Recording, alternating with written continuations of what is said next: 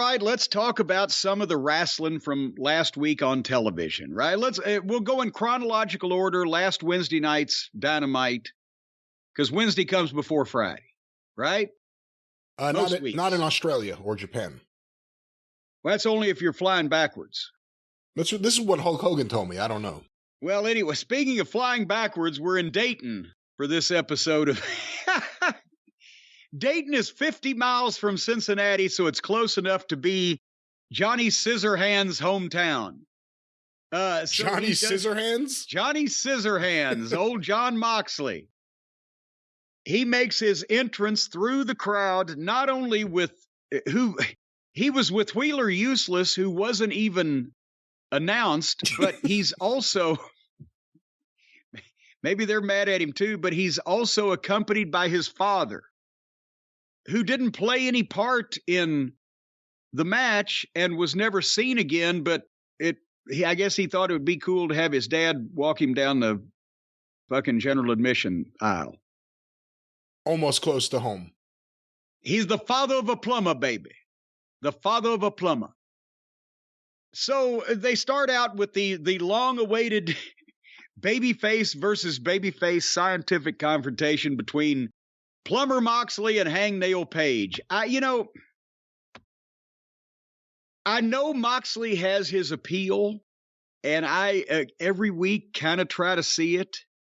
And it's almost a rib at this point. So we thought, well, is Moxley the one that's trying to turn heel on Page because he was being such a dick? But then Page was kind of a dick too, but that's kind of him naturally, so we weren't sure. Well, now since they're almost in Moxley's hometown, the people are cheering predominantly for Moxley to kill Adam Page, which it looks like he's trying to do from the first moment of the match. And this makes me, again, think back to all the great promoters, including Vince Sr., who said, I don't want to have Bruno versus Andre, because the fans are going to have to boo one of them. The fans are going to pick which one they like. He didn't want to have Bruno and Pedro. And Page does not need any help getting people to dislike him, and the wrestling fans at least, but nevertheless. So the match. Moxley jumps him in the aisle, bashes his head into the stairs, runs him into the railing, chokes him with his ring jacket, throws him over the rail into the crowd, kicks the shit out of him in the arena, and puts a figure 4 on him on the concrete floor. What a fucking scientific match we've got going on here. And then they came back to ringside, where Moxley hit Page with a chair and was going to try to Pillmanize his leg. Again, I've talked about this where, yes, guys can get mad at each other and want to fight. But what has either one of these guys done to the other one, besides knock each other out, that you want to cripple them, break their leg, fucking put them out of... That is a heel's position, to want to end a guy's career. It's not if Moxley's trying to say that he's the fucking tough guy that wants to fight, that means he's also an asshole and a criminal and he'll fuck people up for good just because they beat him once? Or does that mean that he's the fucking guy that wants to win a one-on-one man against man fight with his bare hands because he's tougher, like a kick-ass babyface? I don't know what the fuck they're just doing shit to each other with no thought that anybody might think it's real, because they know that the way they're doing it, nobody will. But anyway, so when Hangnail grabs the chair that Moxley was going to use to break his leg and flings it and hits Moxley in the head with it, and then suplexes him on the floor on top of the chair and rolls him in the ring. And Moxley is staggering over to the far corner while Page is trying to bring the chair in, and the referee's trying to tell Page, don't do that. And then, Brian, you know where I'm going with this, because this was not something that I saw as a trained observer. this was something that people were fucking clipping and putting up on Twitter and making fun of before I ever even watched this fucking program. Moxley sits down in the ring in the corner with his back to the turnbuckles, and the camera gets a close-up of him pulling his blade out of his mouth, gigging himself over the right side of his eyebrow, and then putting the blade underneath the apron skirt, dropping it down underneath the ring. Now, I know what he was trying to do, because you're going to say, well, who'd hit him in the head? Well, nobody. He got hit in the head with a chair like 45 seconds before that. But as he comes out of the corner, then Page clocks him with a big forearm to the side of the head, and that's supposed to be what busted him open. He was just doing a preemptive gig, but he didn't bother. Not only did he not bother to in any way cover up or disguise what he was doing, he just thought that in a building with 5,000 people in it, that nobody would be looking at him sitting in the middle of a ring lit for television, cutting his own head with a razor blade. But at that exact moment, the director thought it'd be a great idea to go to a close-up of Moxley. And by the way, right after that, then the bell rang to start the match. 7 minutes into this fucking arena brawl that they got going on. Did you see this the first time, or were you paying close enough attention that you even gave a shit? But I'm sure you heard about it on Twitter. I did not see it the first time because I was watching it, but I wasn't paying too close of attention. They were brawling around for a long time. I'm not a big fan of the two, and I was looking forward to this episode. I ended up not liking this episode, and this match got it started on the wrong foot in my eyes. Got you started going downhill or uphill, or whichever one's bad. There's a hill, and I don't like it. So after they have bashed each other with furniture, fought all over the arena, they get in the ring, the bell rings, start the match, and they start wrestling. And Moxley tries and fails to put an Indian deathlock on Page. He started it and couldn't figure it out, and just had his leg in between Page's legs and just put his other foot over on Page's knee and pushed.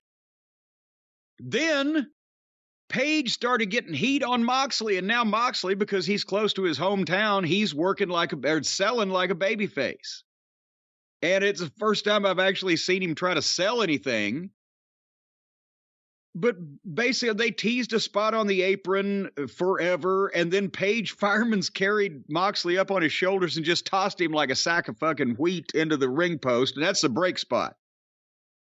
So they come back, other side of the break. Page gives some kind of fucked up thing to Moxley off the top rope. And Moxley starts his comeback with a double bird and a cutter. I'll get to it in the end. He's not done with his birds or for the lip readers in the audience. But then, honestly, if you just showed me the 30 or 40 seconds of the next thing they did, the forearm and chop exchange, I would have said, well, this looks like a really good match. Because they actually did a nice exchange with body language and not standing there and going, come on, hit me, and blah, blah, blah. They exchanged with the selling and the registering and the laying the forearms in. Okay. I guess that's the blind squirrel principle.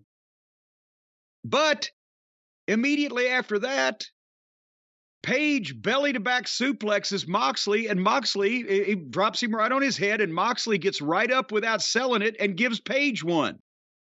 And he sold it. And the announcers even had it. Well, Moxley rolled through with that. No, he didn't. He looked exactly the same as the one he gave Page. He just didn't bother to sell it. And then Moxley gives Page a front face-lock superplex off the top rope for a 2 count. And then Moxley gets the choke and the pissy stomps and the cross arm breaker, and Page gets the ropes. They're trying to have a classic. And they're doing a lot of good moves that get pops, but the problem is neither one of them can put a fucking logical match together. Hence, reason why they had the best part of it 7 minutes before the bell rang. They're going backwards. And then I was gratified by one thing. When Page backdropped Moxley over the top rope and went for his moonsault off the top to the floor, Moxley moved. And Page actually missed since he didn't bother to look at the guy that he was flipping on like he never does for the previous 30 or 40 seconds. Was this a no DQ match or just lazy booking? I don't know. Did they? Because, I mean, it's all the same in AEW. Moxley tries to powerbomb Page through a table, but Page turns around, does it to him. Moxley beats the 10 count. That's why, is it no DQ or no count out or just AEW because they've been on the floor, they've been out, they've used the furniture, blah, blah, blah. Finally, Moxley foiled the buckshot. Page came out with a tombstone pile driver and hits Moxley with it and doesn't even try to cover him. Rolls out and goes for a buckshot lariat. Good thing he didn't cover him because Moxley was on his feet standing up by the time that Page could roll to the apron and do the buckshot. And Page hit that. 2 count. So within 15 seconds of each other, a tombstone pile driver and the fucking guy's finished. 2 count. And then Page gets the fucking choke on him, the bulldog choke. And the announcers are saying the heart and guts of Moxley on display here. How about the egotism and outlaw wrestling mind? Because now here, this guy's been tombstoned. He's been buckshotted. He's already bleeding. He's being choked out. And suddenly, Moxley just rolls out of the choke and pins Page 1, 2, 3. Just like that. And the announcer, he got I think Taz said he stacked him up. What the he got tombstoned. He got buckshotted. He's already been bleeding. He's had the shit kicked out of him. He's being choked out. And he just flying mared the guy over forwards and pinned him 1, 2, 3. And then Page and Moxley start shoving at each other and arguing at each other. And here's Claudio and Useless, and they get in between. And right before we don't have to see any more of this horse shit, Moxley manages to get another double bird on camera and a close-up of him mouthing the words, "Fuck you," for all you lip readers out there. So he continues to be a detriment to their fucking continued good relations with their network and the world's champion garbage wrestler. You can count on him to, in any situation, bleed and cuss and be a problem. Your thoughts, Brian? I wasn't a big fan of the match. I wasn't a big fan of this episode. Moxley's gotten the word fuck on TV more than anyone else. He mouths it. He gives the fucking double bird, like you said. He's blading on camera. Gets his wife hired. I mean, no one has gotten more from AEW, and yet this is what you get. I mean, this is the best of what you get right here. And I think, you kind of hit on my big thing with Moxley. I could kind of understand why some people like him. I just can't understand how they do based on his matches or his personality or anything he does in a wrestling ring. Maybe it's his plumbing. He does great plumbing work. I thought he was going to celebrate with his dad and point, look at all these fans, look at what your son has done. No, we just see some guy come to the ring with him. It's his dad and him and Wheeler on one side and the security fleet on the other side to make sure no one gets near them. Every member of security looks like a bigger badass than Jon Moxley, who, again, looks like an emaciated fucking homeless meth addict that's been living under a fucking trailer somewhere.